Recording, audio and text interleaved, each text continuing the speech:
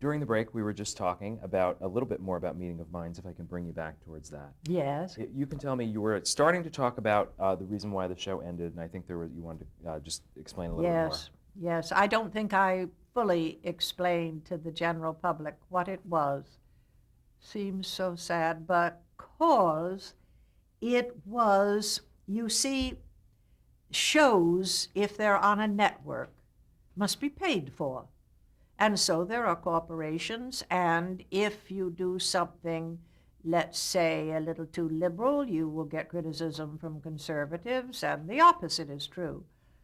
Well, Steve himself never, I don't believe in any show, expressed his opinion, his feeling, other than to say, well, that's very interesting, Your Majesty, and now, Dr. Marks, what do you know?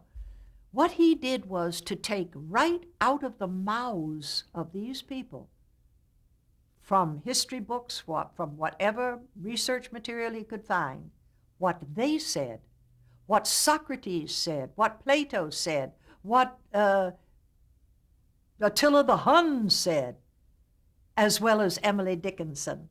And then he would have, like with Marie Antoinette, he would have Karl Marx and the clash of thoughts. Now, but some of these thoughts, I think you were saying, were not necessarily always popular with, was it the sponsors? How did that end up causing the ending of the show? Well, it wasn't just the sponsors. It would be the people who bring the power by the pocketbook. Let's say they were to refuse to buy, let's say it was Coca-Cola, and they would say, oh, that liberal, that left-wing show, because Karl Marx had said something. It wasn't Steve Allen that said it. It was Karl Marx.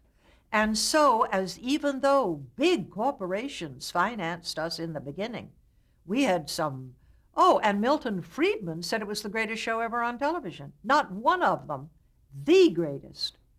And the Will Durants, the great historians, they not only adored the show, but they asked Steve to produce their books, their historical books. That's how much they admired his work. But what happened was the power, the pressure brought on these big corporations by small groups of people, but that's all that it takes to terrify them. And they would, little by little, withdraw the sponsorship until it was very difficult to get a sponsor, except for PBS, which backed us. But they couldn't do it forever. They rely on the general public, you see. And so it just came to an end. A show that in the beginning absolutely stunned the country, and we received awards from 3 very large Catholic colleges. We went there to receive the awards.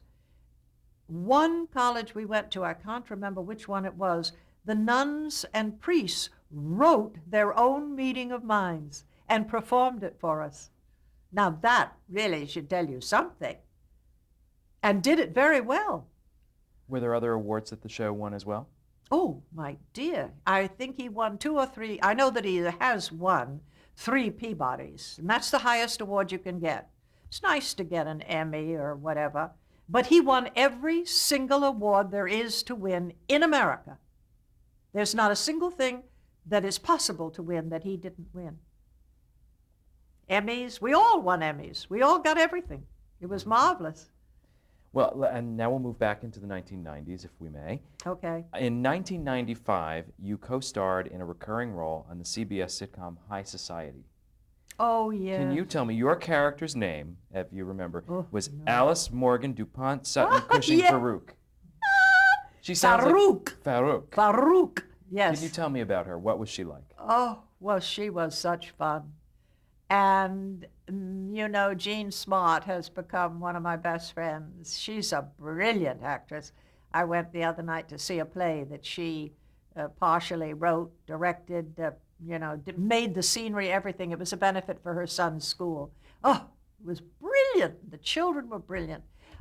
It was such fun because, again, we were a happy family. I played Mary's mother, and I love Mary. Mary McDonnell. Mary McDonnell, wonderful actress, dear, sweet person.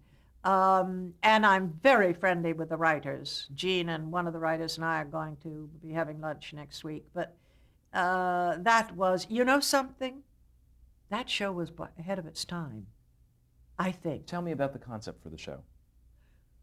Well, I don't know the concept. I know that they had made a pilot and had shot with the mother, and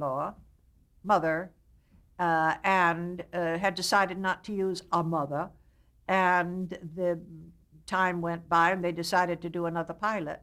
And I go at least 3 times a year down to the mission to feed the homeless. I do it every Thanksgiving, Christmas, and Easter. Bill goes with me and his children. And Jayne goes too. And Jayne was there, and I'd never met her before. And I said, you know, I have a script at my house that was sent to me a year or so ago by my agent. And she said, oh, Jayne, we're doing a pilot again, and you'd be perfect. The mother's back in. So I called my agent, and I said, this is a darling show. They sent for me, and they had thought that they had practically settled on an actress that I know well from MGM, that my age. And I read, and I must tell you what they said when I got through reading. They turned to Moonves, who heard me read, and they said, well, you've heard them all now. What do you think? And he said, oh, hire Bill Allen's mother. She's the best. This is Les Moonves. Yes, it was Les Moonves who said, hire Bill Allen's mother. Now, he was the best. The show, I believe the premise, do you remember the premise of the show, how the characters related to each other? I have vaguely, it was something to do with a magazine. I think Mary McDonnell was a writer, a romance writer, right? And you were her mother, and her friend was Jean Smart, who was in another industry. Right. I don't remember how Jayne figured in. Maybe they were school friends or something, but the whole thing, everybody in it was brilliant. Yeah. It was funny. The audiences just adored it. But you know what I think?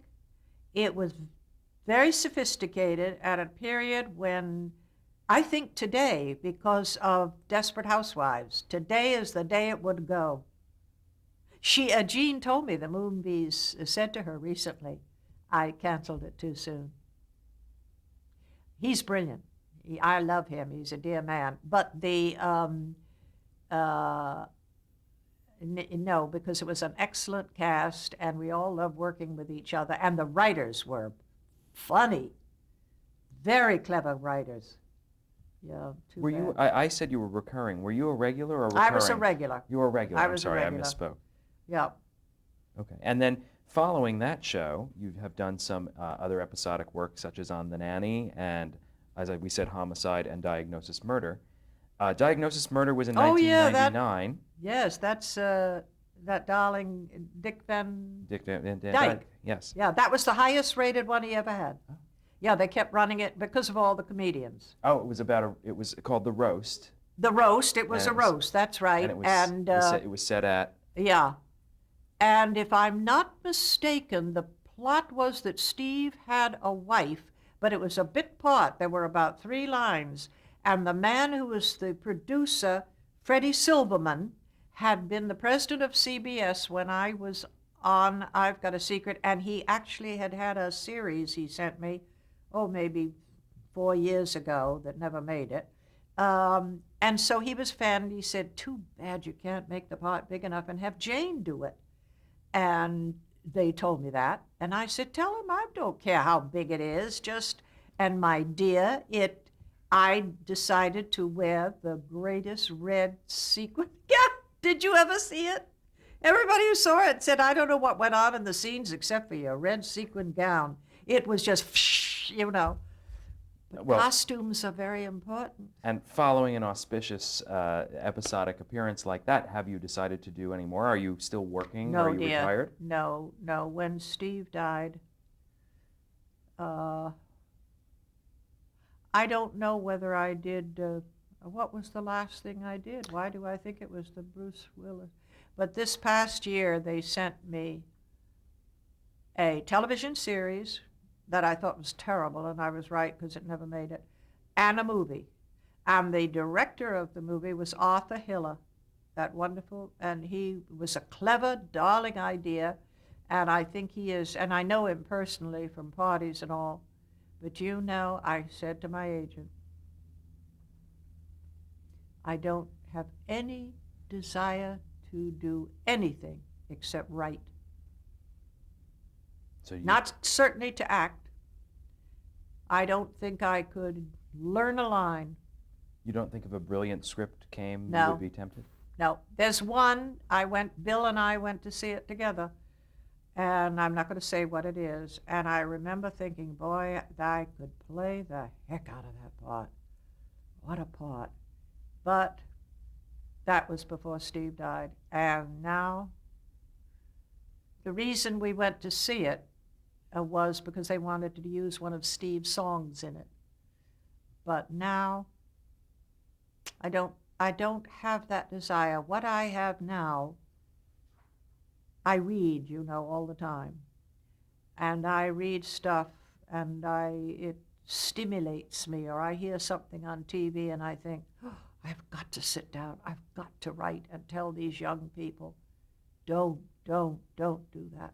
What are the things you want to tell young people? What's the most important Well, advice first of anyone gave all, you? I want to say don't get divorces. Don't get divorces. You're spoiled. You've got ego interfering. Realize you aren't perfect, that he isn't perfect or she isn't perfect. And especially if you have children, don't get divorces unless he beats you or the children, unless he abuses. That you can't put up with. Unless it's hopeless, not alcoholism, because that can be controlled. Unless it's hopeless drug or, I don't know, really. Well, how about in terms of acting advice? If someone's starting acting advice? Someone's starting out today. Okay. What advice would you give? Take every part.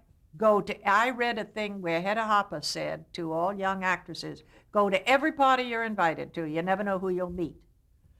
And I say, play every part you can get, unless it's hopeless. Look at me taking that part because I knew I could do something, if only in my costume, that made people say, wow, look at Jayne, because it was a comedy. It was all the comedians, all my friends.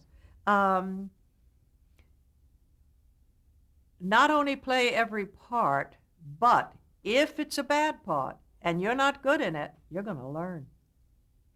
You're going to learn like you'll never learn in the greatest part in the world. You will say, I'll never do that again, And another thing, don't worry about the money. Because a lot of people turn down things because, they wanted to pay me less than I usually get. That's not the thing. You never know if you play a great part what it's going to lead to, Is any of this advice that anyone ever gave you, or did you have to learn this all yourself? No, the only advice I can think of is reading what Hedda Hopper said, and it's true, and what Josephine Hull told me. Look for drama in comedy, comedy in drama. Well, and in order to save time, we've skipped over many of your specific television credits. Is there anything that we have skipped over, any shows or performances that you would like to talk about that we haven't mentioned? I don't think so, no. I've had some great parts, wonderful parts in my life, and the critics have been so wonderful to me. Way beyond what I deserve. And the joy of my life was always working with Steve, even though I had a terrible time with him and Bob Hope, the same thing. I did a movie with Bob Hope. They never learned lines. But then neither did Marlon Brando. Neither did Walter Matthau. One of the first television shows I did in New York, I think it might have been called Suspense, I don't remember. But there was this young actor called Walter Matthau playing opposite me. Right up until performance, he didn't know a line. He would humph and hump all around the stage, and I finally went to Martin Manulis, the producer, and I said, he better learn his lines by dress rehearsal tonight. I resent this. It's an insult to me. He doesn't know his line. He said, Jayne, forget it. He's one of the most brilliant actors you will ever work with. And of course, we became such close, dear, dear friends. Uh, he was a brilliant actor. But it's like in a marriage. You don't know when you go into a show what you're putting up with. And I would say to actors and actresses, get along with everybody you're working with. I've never had a fight with a leading man or a woman. Usually the woman in the play with me becomes my best friend. Everything I've ever done. What is your favorite or among your favorites of your TV roles and shows? What if you look back, what would you say was most Well, fun I to would watch? say the happy years of I've Got a Secret, because that was a period in New York. All everybody I worked with, they were all our best friends, and I would do the show at night, and the next day I would be leaving the apartment just to go to the grocery store or shopping or something. And the cab drivers, Janie, how a great show last night. How's Steve-O? How's the baby? And that was it. It was the medium that came into your living room, every living room. Didn't matter if it was the Rockefellers or the guy who was struggling to pay off for the machine, somewhere in the Bronx. And they knew you as a friend. You weren't Miss Meadows from the movies. You were Janie, not even Jane. How's Steve Areno? And they cared. They loved you. And the fans that were at the door every week with all the jewelry they had made for me. I've got boxes of it at home. I give it to charity. Gorgeous little boys and girls. They'd make a bracelet that matched the earrings and the necklace. And they're all back in style now.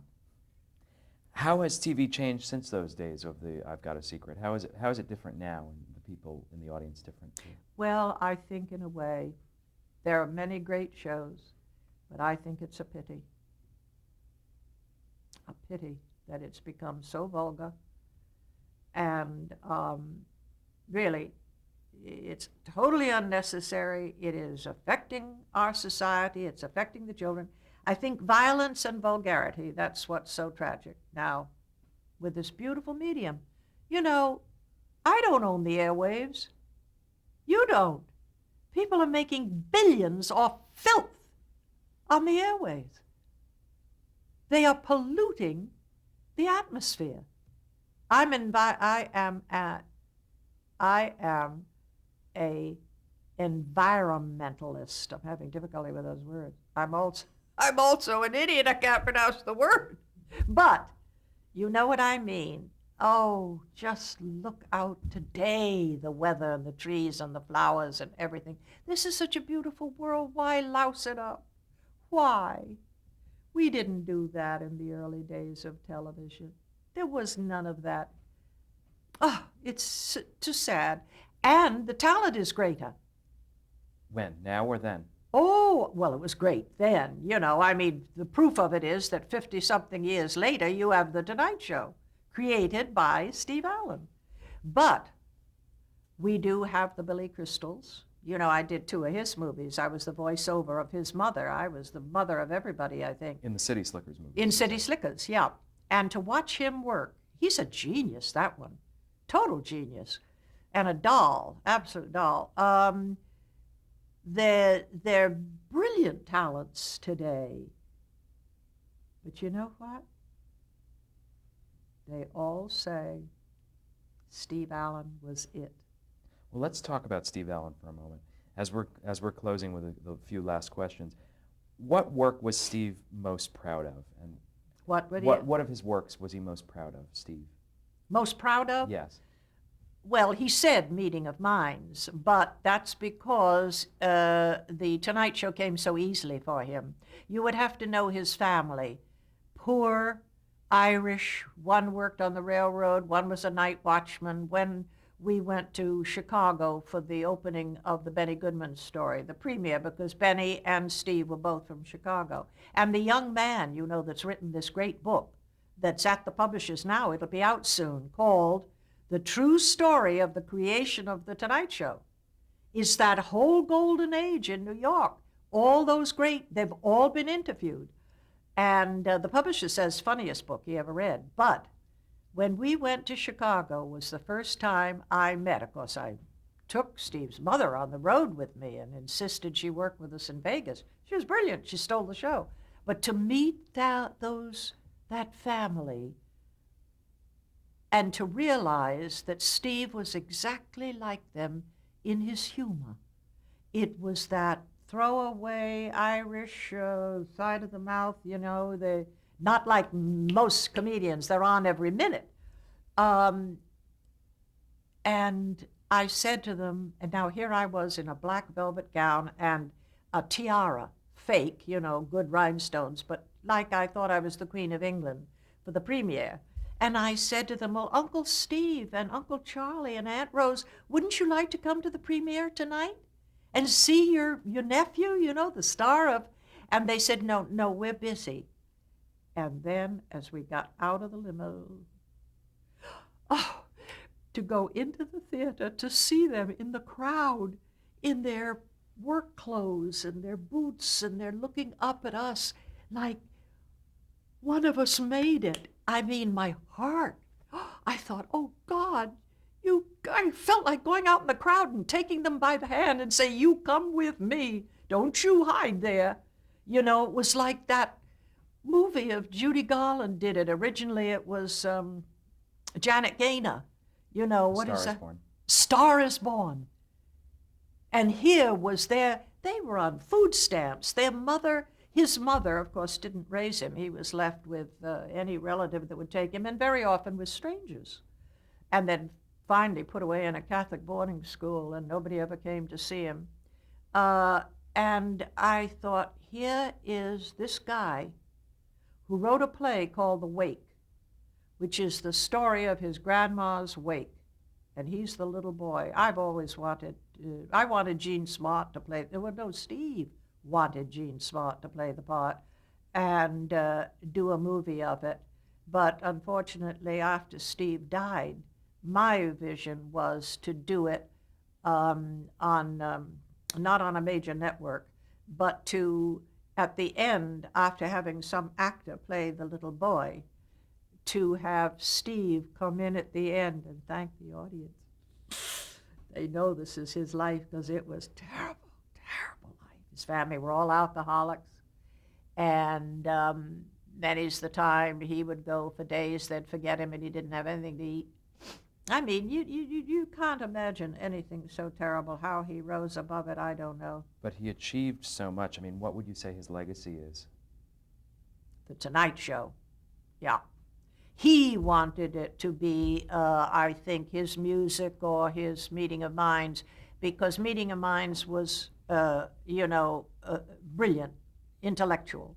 And the music, that's the international language. And but it's the Tonight Show because there's no other show. You can't name a one. Milton Berle was one of my dearest friends in the whole world. In fact, his wife was telling everybody the other night how Milton loved me and I loved Milton. Milton was Steve's babysitter. He was on the bill with Steve's parents in vaudeville. Sid Caesar was Steve's best friend. And when you think of all these people who Milton, when Bill called him to tell him Steve had died, Milton went all to pieces on the phone. And at the memorial, they were all there, everybody, even the young crowd like Rob Reiner and Billy Crystal and all. They worshiped him. I think that when Bob Hope, Jack Benny, George Burns, Milton Berle, they took their radio shows and put them on television. It was not something new for the medium. You understand what I mean? But what Steve did was he started in radio and was the biggest thing in Los Angeles. Johnny Grant told us that one night he was riding around with Bob Hope, his best friend, and Bob Hope said, "What time is it?" And he said, "I don't know why." And he said, "The kid, quickly, I never miss him, Steve Allen." Steve's wit and this thing of if I want to paint my house stripe. You see what I mean? Jazz. Don't tell me what to do. This is what as Sid Caesar said to me a week ago on the telephone, there was no rule book, Jane. Nobody told us what to do on television. So Steve invented it. He would say, "Wait a minute, you in the front row, or he would say, "Hey, well, let's put the camera outside, or let's do this, or let's do that." Never been done before, but they're doing it today. And speaking of legacies, I also wanted to ask you some of the same questions about your sister Audrey. I want to ask you what work was she most proud of in her career? Do you know? Well, I would think it would be the Gleason show. I mean, that's a top 5 show. You can't do better than that. It would have to be that. And what do you think her greatest accomplishment and legacy are? Alice Grandin. So many of the young girls today, I see them, and whether or not they were born with poker faces and nasal voices, or whether they are doing her, like there are certain people that everybody does. One is Lucille Ball, a lot of her, Lucille Balls. And I think they do my sister. How was your sister's life impacted by doing the Honeymooners? I mean, she was obviously much more famous afterward. I can tell you, it's sad. She wanted to play a glamorous role. Why? Why? She actually asked Jackie Gleason if she could be in another sketch dressed in pretty clothes. And he had her in I think it was the Poor Soul, or no, Reggie Van Gleason. You remember where he wore the top hat so that it would make sense? But it was pantomime. And she was in an evening gown, and strange, she wanted to be on a panel show too, wearing glamorous clothes. And she said to my mother once, when she did A Love Boat, we both did all those, he was a sweet man, and I did more of his shows, I think, than anything. I did so many of the fantasy. I wrote a Fantasy Island for Steve and me. Aaron asked me. Well, Aaron asked me, I was doing a Fantasy Island, and we were on location at out in the valley there, on Oak, or Olive Street, or whatever it is. I passed it the other day. And Aaron came out, and he said, Jane, do you think Steve would ever do a Fantasy Island? I said, of course he would. And he said, with you? I said, of course. He said, what kind of a part should I look for? I said, I'll write you one. And I went to my dressing room and I wrote the outline. Naturally, a musician. And the story was this couple that couldn't have children.